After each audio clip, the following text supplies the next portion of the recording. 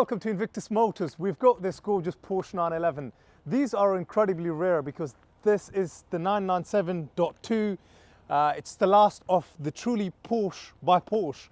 And ultimately in 2011, Porsche went from them being sort of just its own sort of brand under nobody's umbrella to becoming part of the VAG Group. Therefore, the 991 generation, its basically successor, became part of the VAG Group. They became slightly wider, longer, and some would argue lost some of the characteristics of what it actually meant to have a truly Porsche car, such as hydraulic steering wheel, nimble, small, just sort of overall a petite, characterful Porsche 911. And this has all the good bits of having the reliability of the newer generation, the 991.2s, such as the PDK transmission and the direct fuel injected car. Let me just show you quickly around this, take you out for a test drive, and perhaps just kind of give you an overview on why you should consider buying one of these. But before I can get into this, don't forget to subscribe, comment, like. We earn out of YouTube that money we give to charity. Now this 911 is finished in this platinum silver metallic color, complemented with the 19-inch Carrera Classic alloys, and I think, in my opinion, this is as good as it comes. So let me invite you into the inside of the car. You've got this gorgeously well-built leather interior with Alcantara headlining, and you get this sort of almost contrast grey stitching with the sport steering wheel, paddle shift, the sport plus button, the PSM, the damper control button right there, and the chrono watch with a PDK transmission. And as you would expect it in the Porsche 911s, you've got this amazing 2+2 layout with a big massive boot at the front. Now let me invite you to the back.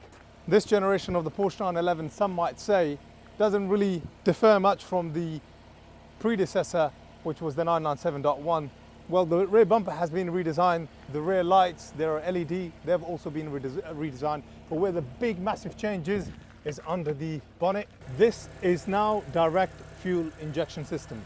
And they've basically ironed out the reliability issues that some people kind of scaremonger with the 997.1, such as the IMS, the rear main seal, ball scoring. But ultimately, they've got this, Porsche have got this absolutely spot on with the 997.2. And ultimately, in terms of a classic car, it genuinely doesn't get better overall than this. And just the overall look and feel to this is just exemplary. So if you are looking for something classic, something well spec'd, something that's going to just kind of last with you and live with you forever as a Porsche 911, look no further.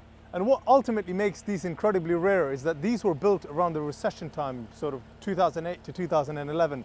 And not everybody had the money, including bankers not getting their big, massive, hefty bonuses. So not many globally were sold. So if you were to actually have a look on the internet, at best you might find about 6-7 examples, and not necessarily examples that are very well maintained or kept in good condition. Some might be rather high owners. This is only one former keeper. So from 2011 to 2015, it had one former keeper. I'll go through the paperwork in a minute. So in terms of buying one of these to kind of hold on to it, a lot of people consider some of these things. Whether they're important or not, it can be a bit of an opinion. But ultimately, this is definitely by far one of the best examples. And really, by far the rarest example we've ever had, because it's been serviced every single year since 2015. Let's just get into it. Being behind the steering wheel in this, firstly, I'm holding on to the sports paddle shift steering wheel. And when you actually want to do a launch control on it, it actually lights up here, and you've got the sport and the sport plus button there as well. That's when you press the sport button, that light comes on. Ultimately, this does have these modern bits as well to kind of make it usable, such as the Bluetooth connectivity, the heated seats, and the suspension, and the overall chassis has been completely overhauled from the 997.1. So therefore, you might be wondering, why are you paying an additional sort of £10,000 for one of these? Just because it could cost you £10,000 to rebuild an engine on a 997.1, which is again very important buying it. If you are considering to buy a 997.1, to buy it from a place that is going to be there for you to rebuild it when it comes to it. But with something like this, you don't have to worry about that big an overcast over your head. Now we're into this. this just feels and drives like new, as if it's left factory yesterday.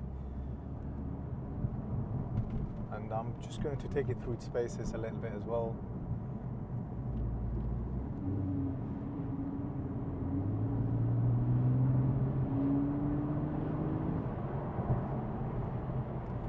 On a nice day like this, you know, it puts a smile on your face being able to get into a Porsche 911 and take it out for a spin. And ultimately, in my opinion, it doesn't get genuinely any better than sitting behind the steering wheel and sitting in these seats driving a Porsche 911. Ultimately, the handling, the feel, and just everything that it has to offer, there's nothing that comes comparatively close to the brand Porsche, and especially I think the 911.